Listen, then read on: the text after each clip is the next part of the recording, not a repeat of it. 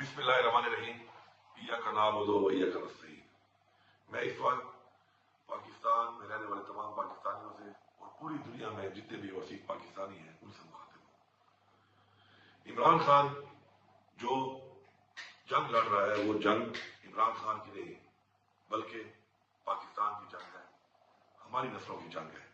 ہم سب پر یہ فرض ہے کہ اس وقت عمران خان کو جو بے گناہ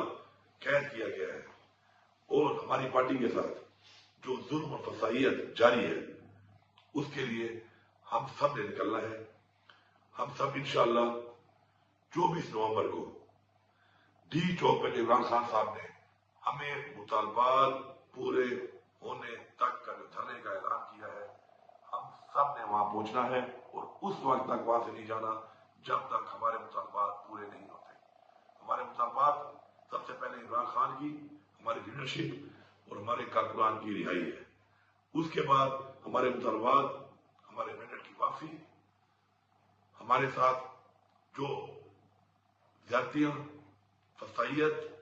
اور آئین کو توڑ کر، قانون کو توڑ کر جو کچھ کیا گیا ہے، آئین کا تحفظ ہمارے مطالبات میں شامل ہے۔ اس کے علاوہ چونکہ یہ کال عمران خان کی ہے، اختیار عمران خان کا ہے، تو عمران خان کے حکم کے مطابق ہم نے وہ تمام مطالبات جو پورے جب تک نہیں ہوں گے ہم نے وہاں سے نہیں جانا۔ مجھے پوری امید ہے اور مجھے یقین ہے اور ہمارا یہ ایمان ہے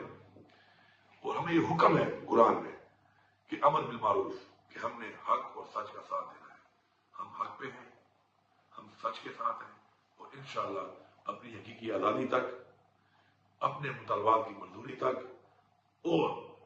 اپنے آنے والی نسلوں، اپنے پاکستان کے آئین کے تحفظ کے لیے انشاءاللہ ہم ہر حد تک جائیں گے اور انشاءاللہ یہ جنگ انشاءاللہ ہم جیتیں گے بھرپور طریقے سے۔ آپ جہاں پر بھی ہیں اوورسیز پاکستانی، جہاں جہاں بھی آپ کے پروٹیسٹ ہو رہے ہیں، بھرپور طریقے سے شرکت کرنی ہے آپ نے، اور پاکستان کے تمام لوگوں نے، سب نے ایک ہی منزل ہے ڈی چوک، جہاں پر ہر صورت میں پہنچنا ہے۔ جتنی بھی رکاوٹیں ہوں آپ اس کا مقابلہ کرنا ہے۔ اور میں آخر میں اس حکومت کو وارننگ دے رہا ہوں کہ آپ ہمارے اوپر شیلنگ کرتے ہیں، ہمارے اوپر ربڑ بلیٹس چلاتے ہیں، ہمارے اوپر آپ بے انتہا تشدد کرتے ہیں، ہمارے راستوں میں خندقیں کھودتے ہیں، کنٹینر کھڑے کرتے ہیں اور اس کے بعد ہمارے اوپر اسٹریٹ فائرنگ کرتے ہیں۔ کوئی بھی نقصان اگر ہوگا، کسی کا بھی نقصان ہوگا تو یہ حکومت اس کی ذمہ دار ہوگی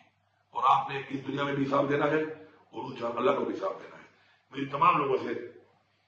یہ اپیل ہے کہ جو ان کے حکم کے اوپر اس طرح کا ظلم اور جبر کرتے ہیں کہ آپ حق کا ساتھ دیں، آپ آئین کے مطابق جو آپ کو ذمہ داری دی گئی، جس آپ نے حلف لیا ہے، اس کے مطابق آپ اپنا فرض پورا کریں۔ کسی کا غیر قانونی آرڈر مانگ کر، اپنے ہی لوگوں پہ ظلم کر کے،